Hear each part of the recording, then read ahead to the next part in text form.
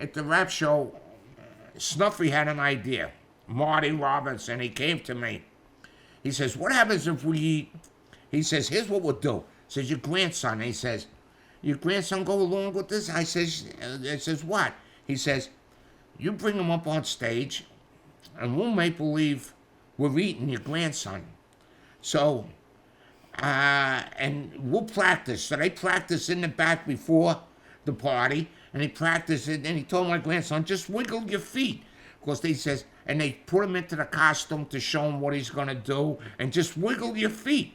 So I says, yeah, no problem. He says, make him come up with a picture of Rosita. So he's up there, Marty saying something, Snuffy saying something, and I go up on it and say, Mr. Snuffy, he says, Mr. Frank, I says, I'm working. I said, says, my grandson, Anthony, he wants your autograph. He says, all right, and I go over to him. He says, that's not a picture of me. That's a picture of Rosita. And he hits it on the floor with Snuffy, and he grabs my grandson. Meanwhile, I got him a note to put it in his mouth, and it's like this and everything, and he eats and he runs off the stage.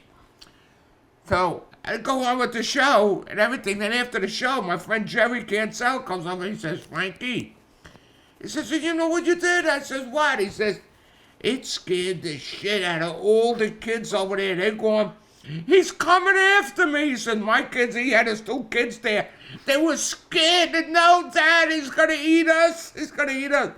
So, and then next year, we had Snuffy, and he says, I made a mistake, and he started burping. We put my grandson, Anthony, in ragged clothes. We got my daughter to bring ragged clothes and everything.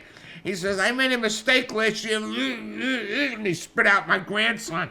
He says, oh, he said, that was a mistake. I don't eat kids.